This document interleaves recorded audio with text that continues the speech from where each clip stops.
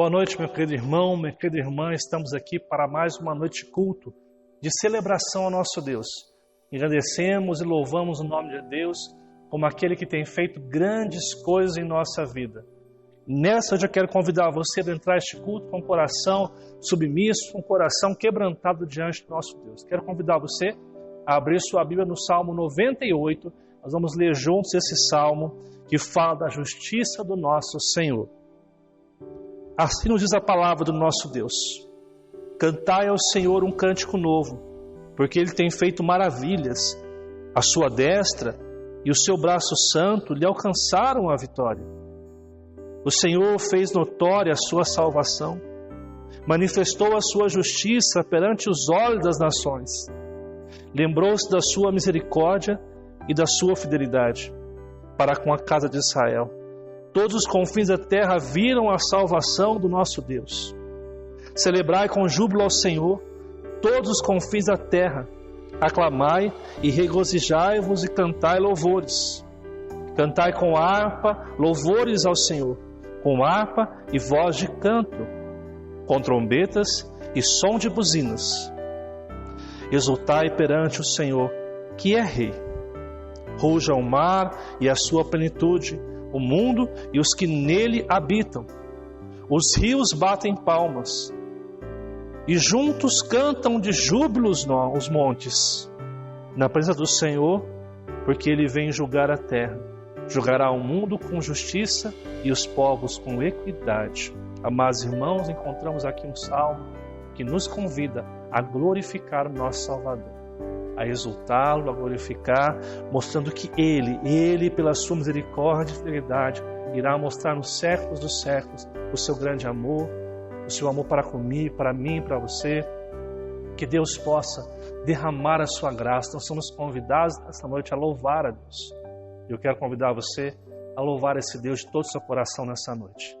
Quero convidar você a adentrar este culto com o coração realmente quebrantado, como eu disse no início. Quero convidar você a confessar os seus pecados diante de Deus e, através da sua palavra, ser transformado pela presença transformadora do nosso Deus. Eu quero convidar você a estar orando neste momento em confissão dos nossos pecados. Amado e bondoso Deus, nós te louvamos pela tua grandeza e majestade. Quero te pedir, ó Pai, que o Senhor nos ajude nesta noite a rendermos a Ti um perfeito louvor. Perdoa os nossos pecados e nos assiste em nossas fraquezas. Que nós, mesmo de nossas casas e lares, possamos oferecer a Ti um perfeito louvor que chegue até o Teu trono. Mas, acima de tudo, que nós possamos depender do Senhor sobre todas as coisas. Que este culto seja para a Tua honra e para a Tua glória. Que esta noite seja uma noite que o Seu nome seja exaltado, que pessoas reconheçam o Senhor como o único e verdadeiro suficiente Salvador. Que haja conversões e que Teu Evangelho seja pregado e que haja salvação em nome de Jesus. Amém, Deus. Amados irmãos, quero convidar você a cantar conosco o número 11, Santíssima Trindade, ou Trindade Santíssima. Vamos estar cantando neste momento e louvando a nosso Deus após o hino com cânticos com o nosso ministério de louvor.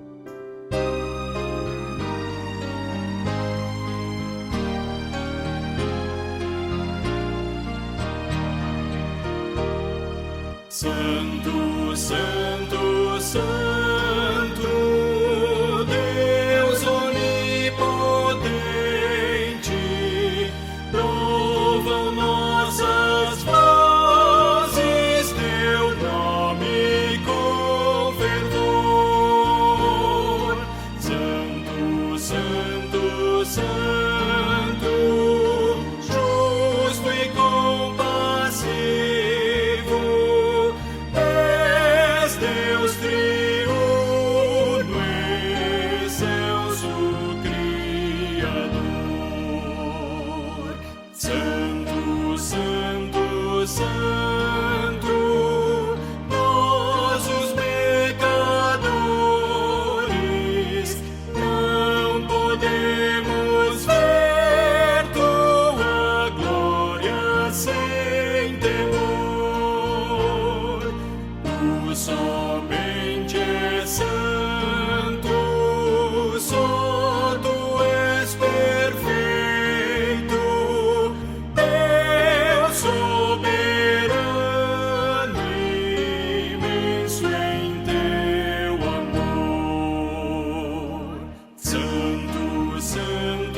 Santo, todos os remidos, juntos com os anjos, proclamam teu louvor. Antes de formar-se o firmamente a terra, eras e sempre has de ser, Senhor.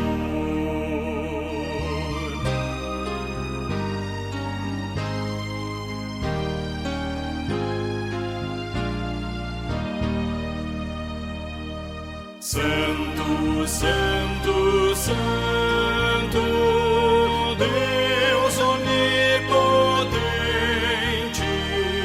tuas obras louvam teu nome com fervor. Santo, Santo, Santo, justo e compassivo, Deus soberano, excelso Criador. Amém.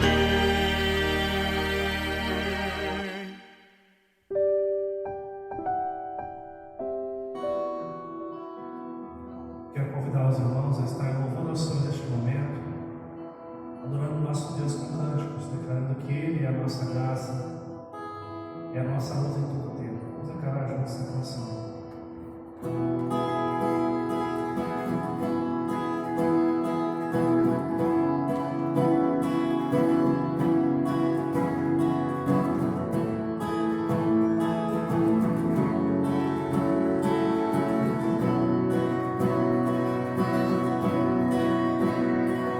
Nas noites mais sombrias, na escuridão da alma, tua graça me basta.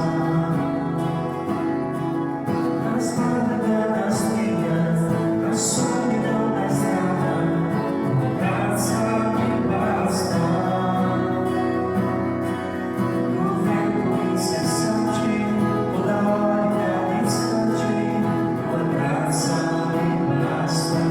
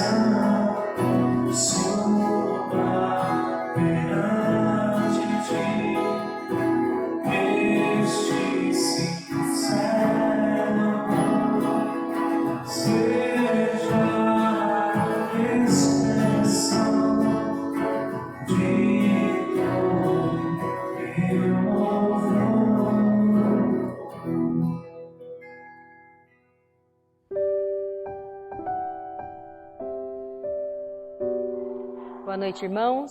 Mais uma vez, vamos nos colocar diante de Deus em oração, em favor dos nossos missionários, em favor dos nossos irmãos que estão enfermos, que estão precisando de um momento com o Senhor, de um suprimento do Senhor, de um socorro do Senhor. E a palavra diz que o Senhor, Ele é o nosso socorro bem presente no meio da tribulação, no meio da angústia, e por isso nós confiamos nele. Vamos orar? Querido e bondoso Deus, nós te agradecemos e te louvamos neste momento. E mais uma vez na tua presença, Senhor, nós oramos pelos nossos missionários, pelos irmãos queridos que se encontram no campo, apregoando o teu evangelho. Pedimos a Deus que o Senhor esteja conduzindo a vida deles, de seus familiares, os trabalhos que eles têm desenvolvido, Pai, possam ser trabalhos frutíferos para que o teu nome seja glorificado, Deus. Que o Senhor esteja com eles, abençoando-os, livrando-os, a Deus, no nome de Jesus. Que eles possam ver a boa mão do Senhor repousando sobre a vida deles. Também colocamos diante da tua presença as pessoas que estão passando por dificuldade na sua saúde, na sua área emocional, na sua área financeira. Pedimos, ó Deus, o Senhor, que é o Deus Todo-Poderoso, que é o Deus que faz o milagre acontecer na vida de cada pessoa segundo a tua vontade, segundo o teu querer. Que essas pessoas possam ver a boa mão do Senhor sobre a vida delas, suprindo as suas necessidades, acudindo a Senhor Deus no meio da angústia, e que elas possam realmente se refugiar em Ti, Deus, porque do Senhor vem a paz que excede a todo entendimento humano. Nos abençoa, Deus, nessa noite. Continua conosco, é o que te pedimos no nome de Jesus. Amém.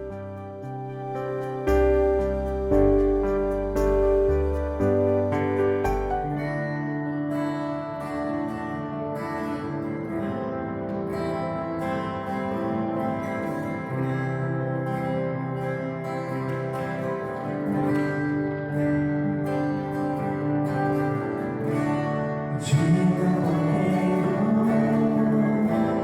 que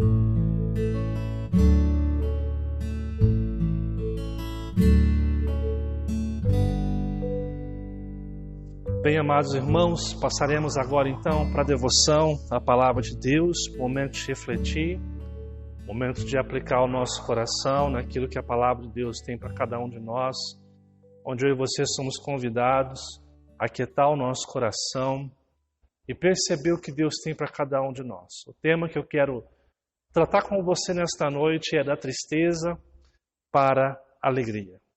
E para falar desse tema essa noite, eu quero convidar você, na sua casa, a abrir sua Bíblia no livro de Apocalipse, capítulo 5. Quero convidar você a ler comigo Apocalipse, capítulo 5. Todos os versos nós vamos estar lendo. Assim nos diz a palavra do nosso Deus. E vi na mão direita daquele que está sentado no trono um rolo escrito por dentro e por fora, selado com 7 selos. Eu vi um anjo poderoso clamando em alta voz: quem é digno de abrir o rolo, isto é, de quebrar seus selos? E ninguém no céu ou na terra, ou debaixo da terra, era apto para abrir o rolo ou olhar para dentro dele. Então me derramei em pranto, porque não se pode encontrar ninguém para abrir o rolo ou olhar para ele. E um dos anciões passou a dizer-me: não chore, eis que o leão da tribo de Judá, a raiz de Davi, venceu. Ele está apto a abrir o rolo e os seus 7 selos. E vi no meio do trono e das 4 criaturas viventes, e no meio dos anciões, um cordeiro em pé, como se tivesse sido morto. Ele tinha 7 chifres e 7 olhos, que são os 7 Espíritos de Deus enviados por toda a terra. Ele veio e tomou o rolo da mão daquele que está assentado no trono. E quando ele tomou o rolo, as 4 criaturas viventes e os 24 anciões caíram diante do cordeiro. Cada um tinha uma harpa e taças de ouro cheias de incenso, que são as orações dos santos.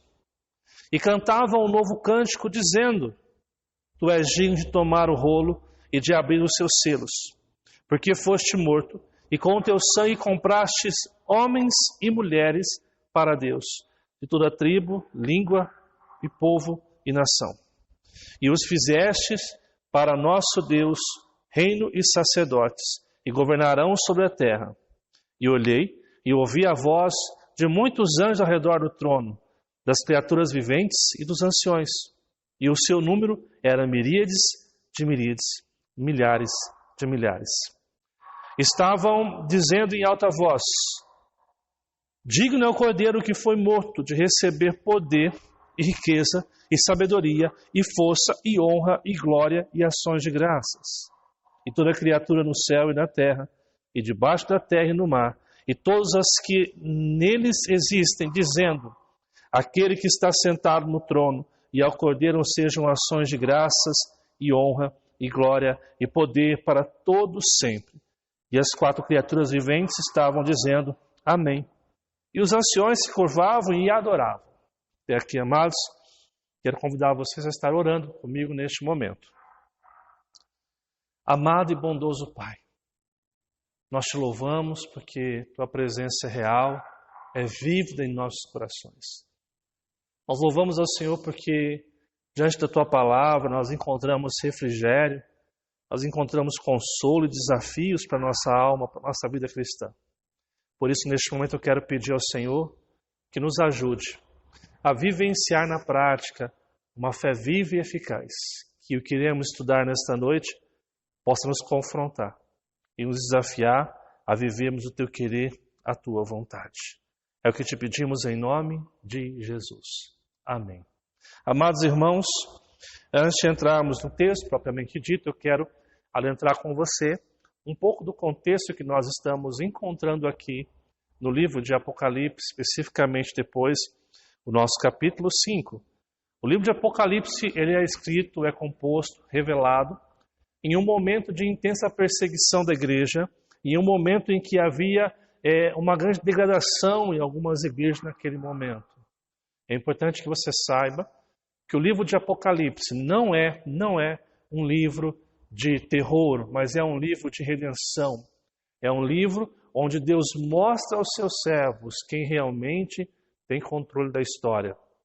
A igreja naquele tempo estava vivenciando uma perseguição como nunca antes havia sido visto ao longo da história da igreja. E João, ele é o último apóstolo vivo daqueles 12 que nós encontramos nos evangelhos. E João, sendo o último representante do movimento cristão daquele momento, o imperador Domiciano, ele vai então encarcerar ou exilar João em uma ilha como um preso político, porque no coração deste imperador, ele acreditava que exilando João, ele iria acabar com a última referência do cristianismo e assim a religião, que para eles era uma seita, iria se difundir e acabar, porque a sua última referência apostólica havia caído.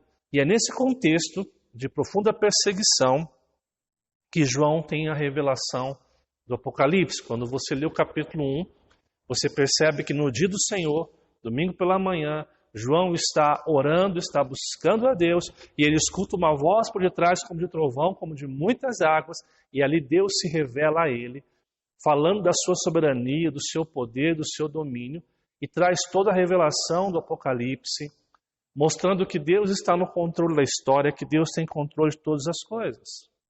O livro de Apocalipse vai mostrar para mim e para você o Jesus glorioso. Quando você encontra nos evangelhos, Mateus, Marcos, Lucas e João, você vai encontrar o relato de Jesus, o servo sofredor.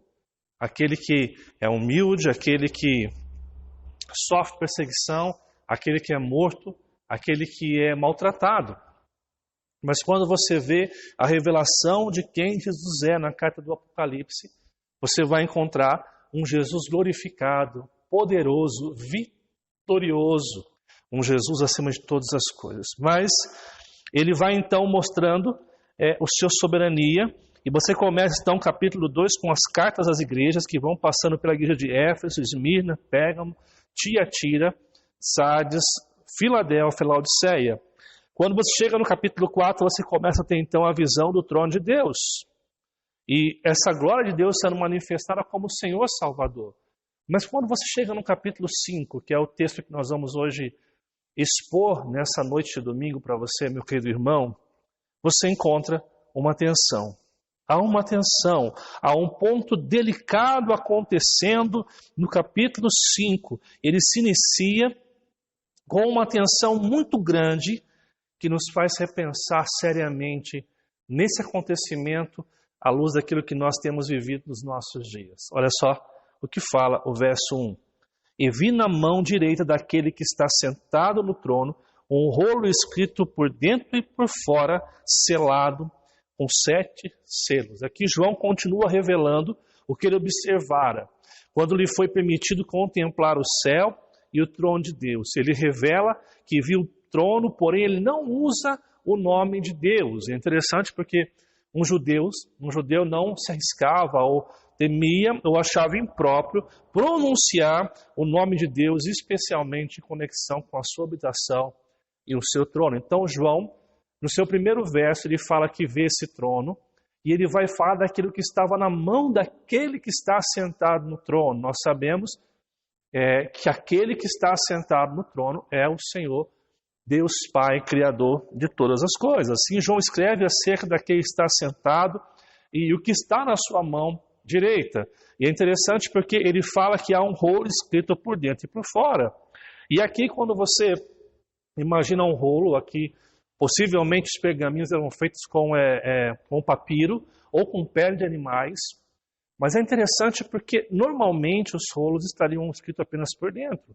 Eram alguns casos que viriam por dentro e por fora. Então quando ele fala que há um rolo, há um texto ali escrito por dentro e por fora, o escritor está apontando a densidade e o volume do que está sendo tratado naquele lugar. Ele afirma que está selado com 7 selos, ou seja, ele indica que está totalmente perfeito e completo. Né? A palavra 7 no Apocalipse, ela vai apontar sempre para a perfeição.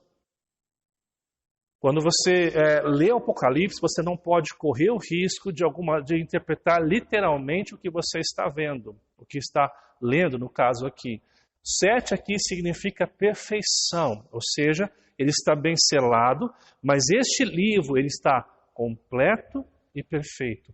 Não há nada mais a que se acrescentar naquele livro. E a pergunta é, o que esse livro traz? O que esse rolo, aliás, traz? O rolo que está aqui mostra a história que não foi concretizada. É aquela parte da história que nós não temos condição de compreender, é o que não aconteceu ainda, principalmente relacionado à nossa salvação, a concretização da obra de redenção na vida dos eleitos de Deus. E aí então você chega no verso 2 e no verso 3, olha o que fala.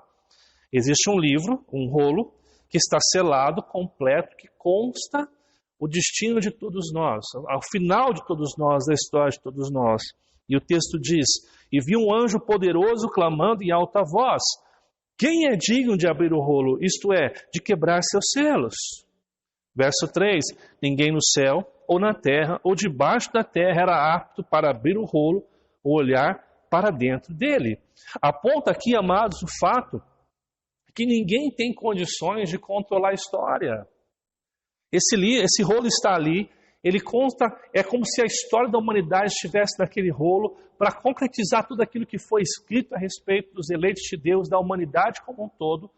E esse anjo que é poderoso se levanta em uma grande voz, e a ideia de grande voz aqui, de uma voz profunda, é que essa alta voz ela vai ecoar por todos os lugares, em todos os lugares mesmo. E é interessante porque ao perguntar quem tem autoridade ou quem é digno de abrir o livro, há uma constatação.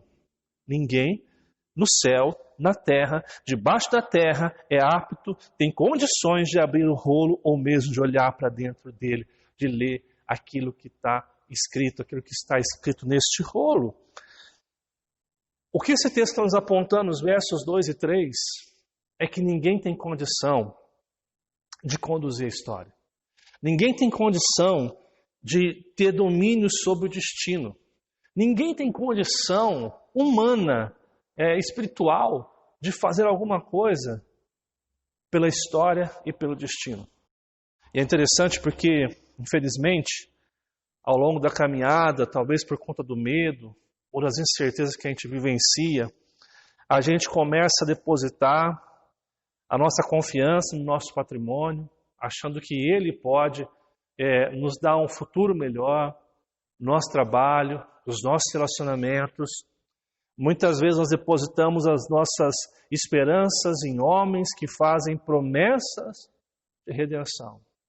E aqui nós vemos claramente que o texto bíblico nos lembra que ninguém pode nos dar redenção, ninguém pode nos dar salvação. Interessante porque esse mesmo conceito que nós encontramos em Apocalipse 5, verso 2 e 3, é o mesmo conceito que o salmista nos ensina no Salmo 146, os versos 3 e 4. Olha só o que fala esse salmo tão bonito. Não confie em príncipes, nem nos filhos dos homens, em quem não há salvação. Sai-lhes o espírito, e eles tornam ao pó. Nesse mesmo dia perecem todos os seus desígnios. Aqui quando ele fala príncipe, ele está falando para que você entenda os governantes. Você pode colocar no lugar de príncipes aqui, vereadores, prefeitos, senadores, deputados estaduais, deputados, presidente, reis, alguém que exerce um cargo importante para nações ou para lugares. Não depositei neles nem nos filhos dos homens, onde não há salvação. E aqui a palavra salvação não é a salvação da alma, teologia, mas é a salvação como alguém que possa prover para você o mínimo de dignidade para viver. Ele está dizendo, não depositem nesses homens a sua confiança. Sai o Espírito, eles morrem, eles tornam ao pó. E nesse mesmo dia todos os seus intentos, projetos, realizações vão morrer com eles. O que o salmista nos ensina de uma forma muito tremenda é que nós não podemos depositar a nossa confiança naquilo que não é digno de confiança. E é isso que o escritor de Apocalipse está nos lembrando também. Ele olha para a história, ele olha para todos os lugares, todos os homens no céu, na terra e debaixo da terra, e ninguém tem condição de abrir este rolo, ou mesmo de ler o que está escrito ali, que é a consumação. Ou então o que acontece no verso 4, eu me derramei em pranto, porque não se pode encontrar ninguém para abrir o rolo ou olhar para ele. E a pergunta que fica no verso 4 é o seguinte: por que João chora diante disso? Porque ao constatar que ninguém pode abrir o rolo, olhar para ele, João se derrama em lágrimas. João se derrama num pranto de tristeza profunda. Por que João faz isso? Amados, ele demonstra profunda tristeza por causa do rolo selado que continha a chave da redenção do povo de Deus. Se o rolo permanecesse selado, preste bem atenção, o plano de Deus para a salvação não seria executado e a raça humana seria para sempre condenado. É isso que João está diante dele. João percebe que se esse livro não for aberto, nós seríamos condenados para sempre e ninguém mudaria o nosso destino. Se esse livro não fosse aberto, a nossa redenção não existiria. Se esse livro não fosse aberto, nós estaríamos soltos na história, abandonados na história, sem nenhuma condição de salvação. A crise de João é a crise da impotência de todos nós. Olhamos ao nosso redor, e vemos o mundo em pé de guerra, nós vemos o mal triunfando, a violência crescendo, o terrorismo ameaçando, as guerras tornando-se cada vez mais encarniçadas, as famílias cada vez mais barbarizadas, os jovens cada vez mais se drogando, crises, pandemias, marcando a nossa realidade, e a nossa reação também diante disso é o que? É chorar. A gente fica triste em perceber tudo o que está acontecendo na nossa vida. Quando João ele olha para a situação, ele vê o rolo, a nossa redenção, o cumprimento da nossa redenção, e ele percebe que ninguém há na terra, no céu e debaixo da terra condição de abrir, de executar, de cumprir os planos de salvação na nossa vida.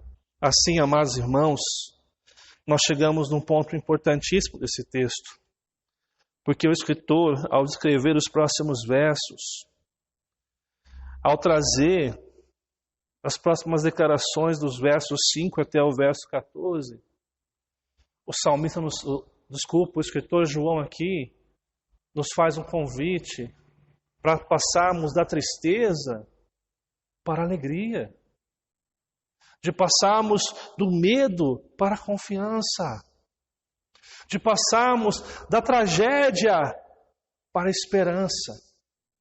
E aqui eu quero que você, neste momento comigo, perceba como nós podemos, como eu e você podemos hoje, passar da tristeza para a alegria. Em primeiro lugar, amados irmãos, olhe para aquele que venceu. Olha o que fala o verso 5. Um dos anciões passou a dizer-me: não chore. Eis que o leão da tribo de Judá, a raiz de Davi, venceu. E ele está apto para abrir o rolo e os seus 7 selos. Aqui o ancião se aproxima de João. Ele mostra que não há necessidade de choro, pois o leão da tribo de Judá, e lembrando que o leão da tribo de Judá é a promessa do Messias que viria dos patriarcas, é a aliança de Deus se cumprindo. Este leão da tribo de Judá, aquele que vem da raiz de Davi, sendo este o perfeito rei, Jesus o perfeito rei, ele venceu e tem poder de abrir o livro. Não chores, olhe para aquele que foi prometido, aquele que veio na história, aquele que se encarnou, morreu, ressuscitou. Ele venceu e ele pode abrir o livro, ele é digno. Jesus, ele é o vencedor sobre a morte, sobre o inferno, é o rei que subiu ao céu e está sentado à direita de Deus como vencedor. Jesus é aquele que pode executar toda a obra de redenção sobre os seus filhos. O primeiro convite que o escritor nos faz é: olhe para aquele que venceu. Quando você estiver sem esperança, quando você olhar as crises, não olhe para a crise, mas olhe para aquele que venceu, o Cordeiro que foi morto, o Cordeiro que ressuscitou, Jesus, o nosso Salvador. Aleluia, Deus. Amados irmãos, olha o que fala o pastor Hernandes Dias Lopes sobre isso. Toda a história, amados irmãos, começa com Deus. está sob o controle de Deus e terminará segundo a vontade de Deus, nada foge do controle de Deus. Não são os poderosos deste mundo que determinam os rumos da história, não são os historiadores que decifram os mistérios da história, não são os filósofos que interpretam os segredos da história, não são os futurólogos que retiram o véu da história, não. A história está no controle de Deus e Deus enviou aquele que venceu. Aquele que tem condição plena de abrir o rolo e concretizar a nossa salvação. Amados irmãos, perceba que Jesus, nesse sentido, se torna aquele que pode salvar a nossa vida e completar a boa obra de salvação. Não há o que temer, porque Jesus venceu. Ele venceu a morte, ele pagou o preço pelos nossos pecados.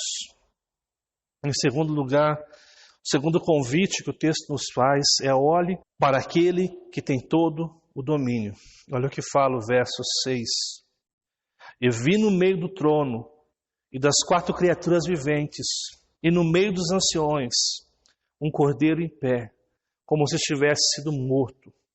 Ele tinha 7 chifres, 7 olhos, que são 7 Espíritos de Deus enviados para a terra. Amados irmãos, aqui nós temos agora a visão do cordeiro que foi morto. A ideia é que as marcas do seu sacrifício continuam visíveis. Lembre que quando Tomé ele vai tocar, ele vê em Jesus as marcas do sacrifício. Ele está ali como se estivesse sido morto, porque nele estão as marcas da nossa redenção. Em seu corpo moído por mim e por você estão as marcas da nossa salvação pela eternidade. Jesus agora, o Cordeiro que morreu para nos salvar, está no meio de tudo. Ele está no meio das criaturas viventes que são seres celestiais, está no meio dos anciões, que é a representação daqueles que são salvos e estão com o Senhor. Ele está no meio de todos, isso simboliza que ele tem autoridade. Ainda este Cordeiro está em pé, que significa que ele tem ação e poder para agir. Quando o texto começa no verso 6 dizendo que ele está no meio das criaturas, dos anciões, como um Cordeiro em pé, como se estivesse sido morto, o texto está falando que esse Deus, aquele que morreu por mim e por você, ele tem poder, domínio e autoridade para poder agir e executar todos os planos que Deus preparou para mim e para você. Em outras palavras, ele tem todo o domínio para agir e manifestar a sua vontade na história e sobre as nossas vidas. Ele é o Senhor, ele é o Salvador que domina sobre todos. Amados irmãos, o texto continua dizendo que ele tinha 7 chifres, 7 olhos, que são 7 Espíritos de Deus. O que significa isso aqui?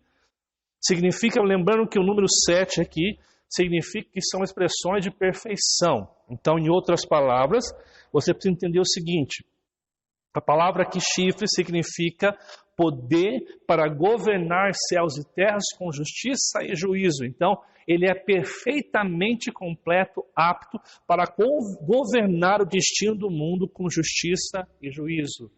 É isso que representa aqui os 7 chifres. Você vê que ele também tem os 7 olhos. Lembrando que 7 é a perfeição e os olhos significa que ele vê tudo. Nada foge dos seus olhos. Nada foge dos seus olhos que penetram o mais profundo dos corações. Nada foge dos seus olhos. E quando ele fala os 7 Espíritos de Deus enviados à terra aqui, ele está falando do Espírito Santo que foi enviado. Quando Jesus subiu ao céu, ele rogou ao Pai para enviar o Espírito Santo. E qual que é a função do Espírito Santo na nossa vida? Nos levar a compreender a obra da cruz. Nos levar ao arrependimento. Nos levar a reconhecer que a obra de Cristo é suficiente e para preservar a nossa vida todos os dias. É a salvação e preservação dos eleitos de Deus. Ainda podemos acrescentar aqui, amados, que essas analogias ou figuras de linguagem que nós encontramos aqui no verso 6 trazem à memória os atributos divinos de Deus. Por exemplo, quando nós falamos de chifre, nós estamos falando da onipotência de Deus. Ele tem poder sobre todas as coisas. Quando nós falamos dos olhos, nós estamos falando da onisciência de Deus, que tem conhecimento de todas as coisas. E quando nós falamos dos Espíritos de Deus que estão agindo é a onipresença de Deus. Porque por meio do Deus Espírito Santo, Ele está em todo lugar, Ele está trabalhando em todo lugar, Ele está falando comigo e com você, está trabalhando positivamente para a redenção da nossa história, para a redenção da nossa vida. Então, o segundo convite que nós temos é: olhe para aquele que tem todo o domínio. Você é convidado nos dias da crise a olhar para aquele que venceu, a olhar para aquele que tem todo o domínio nos céus, na terra e debaixo da terra. Nós não estamos abandonados, nós não estamos perdidos e largados na história. Mais uma vez, mais um domingo, eu quero trazer a sua consciência a perceber que o Deus que você serve não é qualquer Deus. O Deus que você serve é o Deus que venceu, é o Deus que tem domínio sobre a história até o fim de todas as coisas. Lembra que João, ele chora copiosamente, desesperadamente, porque ele olha o cumprimento da nossa redenção, ali está o nosso destino, e ninguém poderia fazer isso, mas há alguém que pode cuidar da nossa vida, cuidar do nosso destino e completar a boa obra que Deus iniciou em nossos corações por meio de Cristo Jesus. Ele pode fazer perfeitamente todas as coisas na nossa vida. Em terceiro lugar, olhe para aquele que é adorado. Nós vamos encontrar agora essa adoração escrita nos versos 7 até o verso 14.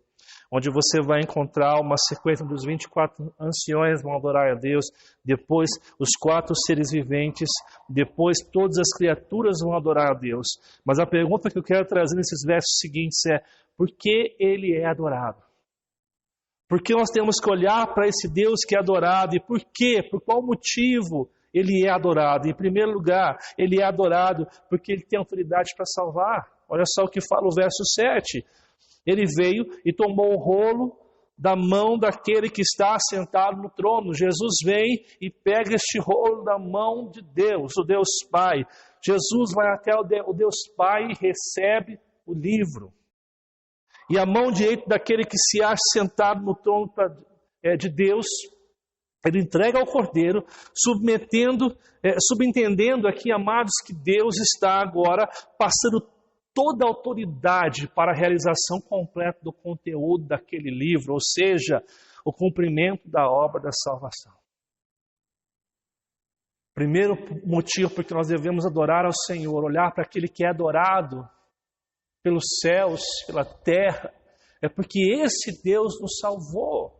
É um convite para que você adore a Deus. Segundo, porque Ele ouve o nosso clamor. Olha o que fala o verso 8. E quando Ele tomou o rolo, as 4 criaturas e os 24 anciões caíram diante do Cordeiro. Cada um tinha uma harpa e taças de ouro cheias de incenso e de orações, que são as orações dos santos, né? As 4 criaturas viventes aqui, os 24 anciões, representam aqui, amados, o mundo celestial e a humanidade. Quando você encontra 4 criaturas, está representando todo o mundo celestial e a humanidade nos 24 anciões. Diante do Cordeiro, eles caem, eles se devolvem em adoração a Deus, conforme o texto fala. E aqui eles reconhecem que Jesus tem poder e autoridade. Eles se conhecem e estão jubilosos com que o conteúdo do rolo agora está sendo revelado, a salvação dos filhos de Deus. Deleites na concretização do plano e do propósito de Deus, se regozijam na salvação do seu povo. Os santos amados estão sobre o altar clamando para que Deus julgue as pessoas, para que Deus trate com o seu povo e para que Deus salve os perdidos. Ou seja, esse Deus que agora deve ser adorado, Ele é adorado porque Ele escuta o nosso clamor. Ele é adorado porque as nossas orações, os nossos pedidos, o nosso clamor chega até o seu trono. Ele é adorado também, amados, porque Ele pagou o preço por nós. Olha o que fala os versos 9 e o verso 10. E cantava um novo cântico dizendo: Tu és digno de tomar o rolo e abrir os seus selos. Por quê? Porque foste morto e com teu sangue comprastes homens e mulheres de toda tribo e língua e povo e nação. E os fizestes para nosso Deus reino e sacerdotes se governarão sobre toda a terra. Ele está sendo louvado, amados, porque Ele pagou o preço por nós. Ele foi morto não porque mataram Ele, mas Ele se entregou. E com a sua entrega, Ele paga o preço pelos nossos pecados. Ele remove de mim e você toda a maldição. Ele remove de mim e de você todo o pecado para nos reconciliar com o Deus Criador.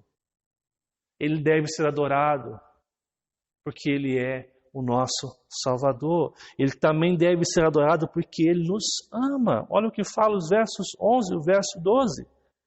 E olhei e ouvi a voz de muitos anjos ao redor do trono, das criaturas viventes, dos anciões. E o seu número era milhares de milhares, milhares de milhares. Estavam dizendo em alta voz: digno é o Cordeiro que foi morto de receber poder e riqueza e sabedoria e força e honra e glória e ações de graça. Eles se sentiram extasiados aqui ante o prodígio, entre a graça e o amor de Deus acontecendo naquele lugar. Eles veem como Deus ama, como Deus se entregou, como Deus ama e trata com misericórdia, que chama pecadores ao arrependimento. Ele é adorado porque Ele é o Deus que nos ama. É o Deus que muda a nossa história, entregando a sua própria vida para nos salvar e nos convidando ao arrependimento. Ele também é adorado porque Ele pode executar todos os seus planos. Olha como fala o verso 13.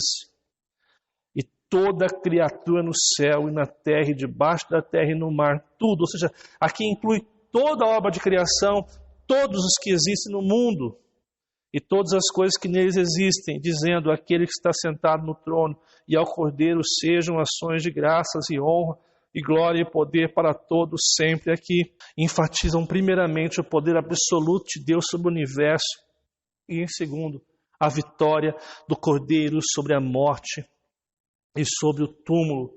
O hino que eles entoam, um cântico que eles entoam aqui é uma afirmação de que de fato Deus é poderoso para executar os planos de Deus através do seu Filho Jesus Cristo.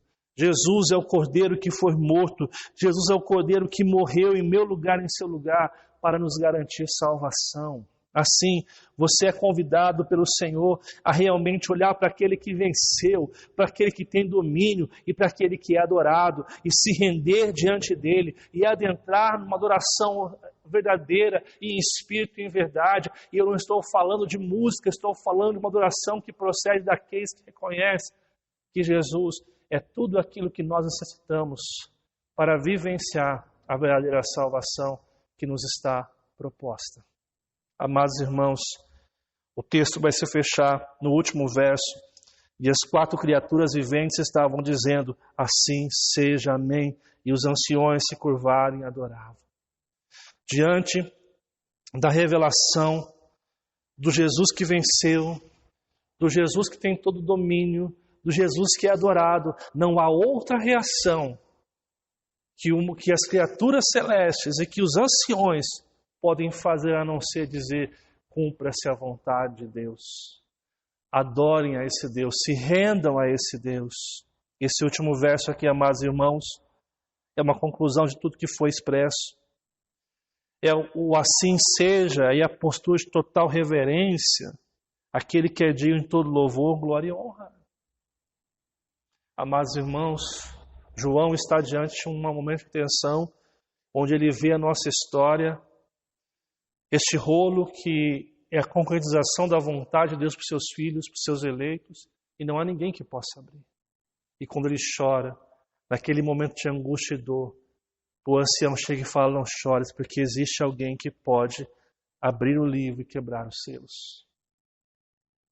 Esse alguém é Jesus, aquele que venceu, aquele que tem todo domínio e aquele que é adorado. Adorado por quê, pastor?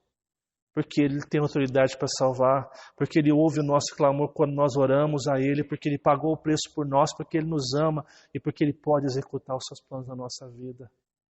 Diante disso, você é convidado a passar da tristeza para a alegria e se render completamente a Ele.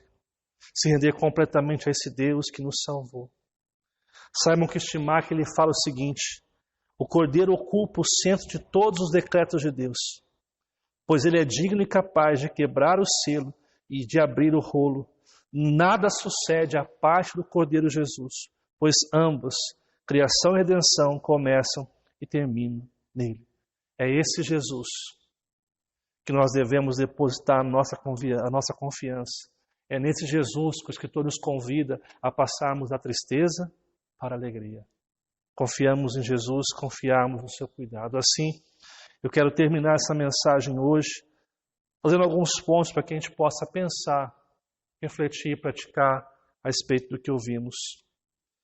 Somos convidados a olhar para Jesus como aquele que tem todo o poder e autoridade sobre a história e principalmente sobre nossas vidas. Como isso muda a sua vida hoje? Você é convidado a olhar para esse Deus que tem domínio sobre todas as coisas, a confiar plenamente nele, na sua história, na sua vida, a se render a ele principalmente. O que isso muda na sua vida? Uma segunda coisa, o texto nos convida a chegarmos diante de Deus com plena confiança de que ele ouve as nossas orações. Isso nos motiva a orarmos mais por nós, nossos irmãos e aqueles que não conhecem as verdades.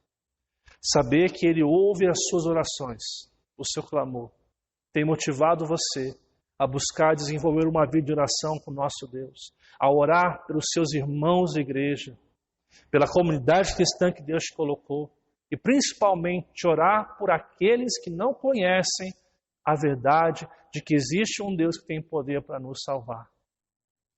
Terceiro, aquele que pode abrir os selos é o mesmo que nos constituiu reino e sacerdotes para ele, sendo digno de receber toda a glória, honra e louvor. Temos desejado essa relação e entrega total do que temos e somos. Ele nos constituiu reino e sacerdote. Reino, nós vivenciamos hoje a grandeza, o poder de Deus. Sacerdotes, porque nós podemos nos chegar diante do Pai, podemos ter livre acesso ao Pai. Mas, amados, esse Deus também é digno de toda honra, louvor, adoração, tudo pertence a Ele. Então, nós temos desejado aproximar-se dEle para uma relação mais profunda e, principalmente, entregar tudo aquilo que nós somos e temos a esse Deus. Nós temos entregado a esse Deus na confiança que Ele pode fazer infinitamente mais do que tudo quanto pedimos ou pensamos.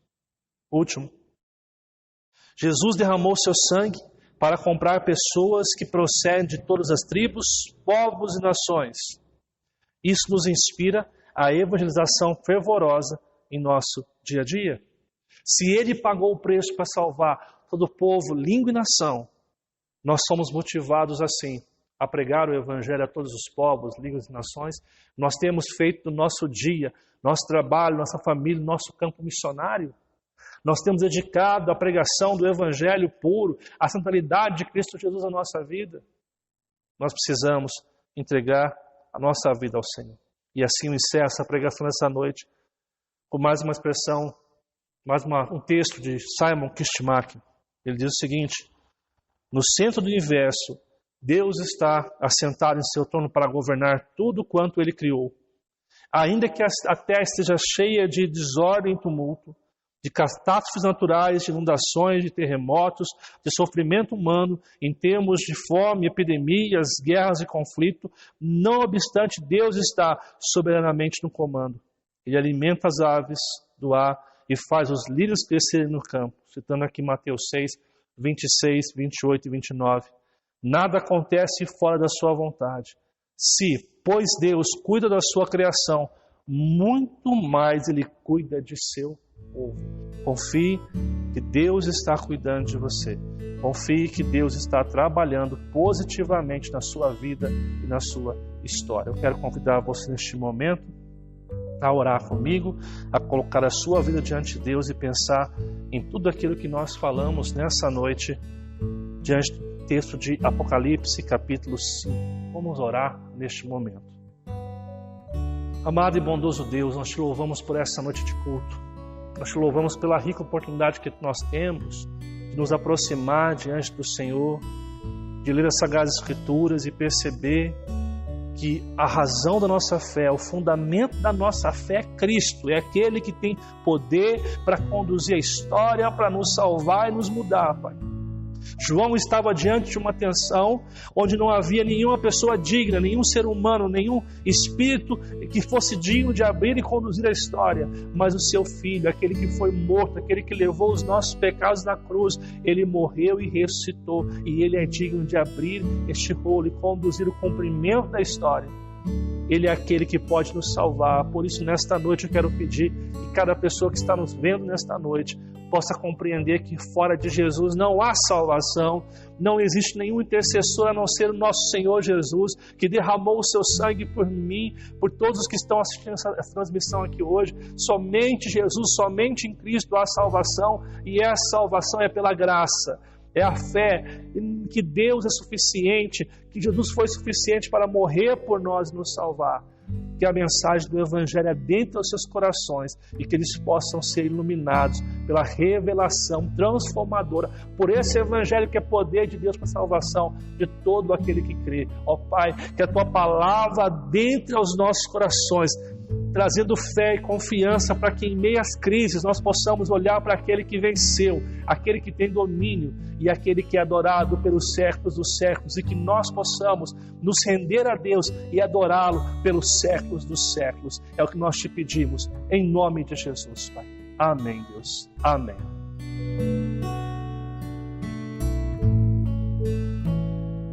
Louvamos a Deus, amados, por esta noite tão rica, tão especial que Deus tem nos dado.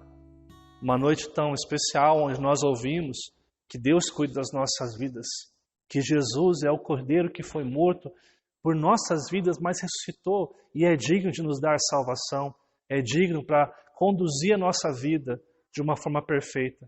Ele é o Deus que nos salvou.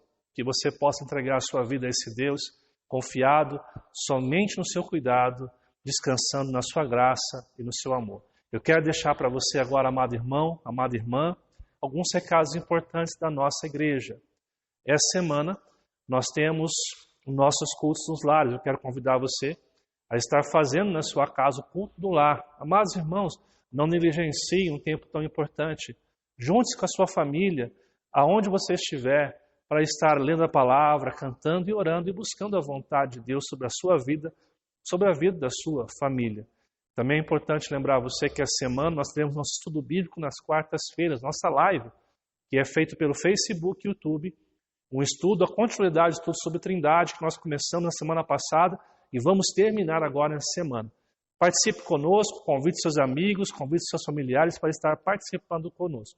Domingo pela manhã, Escola Bíblica Dominical, o tempo em que nós devotamos a Deus para aprender da palavra, para buscar a sua vontade para as nossas vidas. Após o culto, não esquece de acessar o link que está aparecendo para você aqui agora, para que você participe do Momento Kids, que é um tempo que nós temos para os nossos filhos, uma iniciativa do Ministério Infantil para poder levar a palavra para o seu filho. Então, abençoe o seu filho, compartilhe com mais pessoas para que eles possam ouvir da mensagem de Deus na linguagem deles. Quero agradecer também, amados irmãos, a você que tem dizimado e ofertado na casa de Deus. Muito obrigado pelo seu coração realmente convertido a Deus, ajudando esse trabalho. Eu quero convidar você que ainda não tem ofertado e dizimado, nos ajude. É muito importante a sua ajuda, principalmente porque nós temos planos e sonhos para esta igreja aqui na cidade de Cruzeiro. Você tem dizimado e ofertado, não esquece, amados, de depois de enviar a sua oferta e dízimo na conta que está aparecendo aqui embaixo, de enviar para o nosso Leué o comprovante, para que ele possa fazer a administração e ao final do ano nós possamos prestar contas para você que tem ajudado esta igreja, ok? Que Deus abençoe grandemente a sua vida. Eu quero convidar você mais uma vez a estar orando, encerrando esse culto nessa noite tão abençoada, na confiança que Deus está conosco para falar aos nossos corações e derramar o seu amor e a sua graça todos os dias da nossa vida. Vamos orar mais uma vez? Amado e bondoso Deus, nós te louvamos por essa noite, por esse culto que tivemos tão abençoado. Nós louvamos ao Senhor porque o Senhor está conosco, Deus. Nós louvamos porque nada tem faltado nesses dias de crise. Pai, pedimos ao Senhor que perdoe mais uma vez os nossos pecados e nos ajude a sermos fiéis a Ti no que diz respeito ao estudo da Sua palavra, a oração, a evangelização, a dedicação ao serviço e à obra de Deus. Que o Senhor nos abençoe, que o Senhor derrame sobre todos nós a sua presença maravilhosa. Que essa semana que vai adentrar, Pai, possamos dedicar ao serviço, à Tua vontade, a pregar o Teu Evangelho. Abençoe nossas famílias, trabalho, abençoe a escola das pessoas que estão estudando, os cursos que estão fazendo, que nós sejamos, Pai, instrumentos da Tua glória aonde quer que estejamos. Que o Teu amor e a Tua graça se manifeste sobre todos nós. É a nossa oração em nome do Senhor Jesus.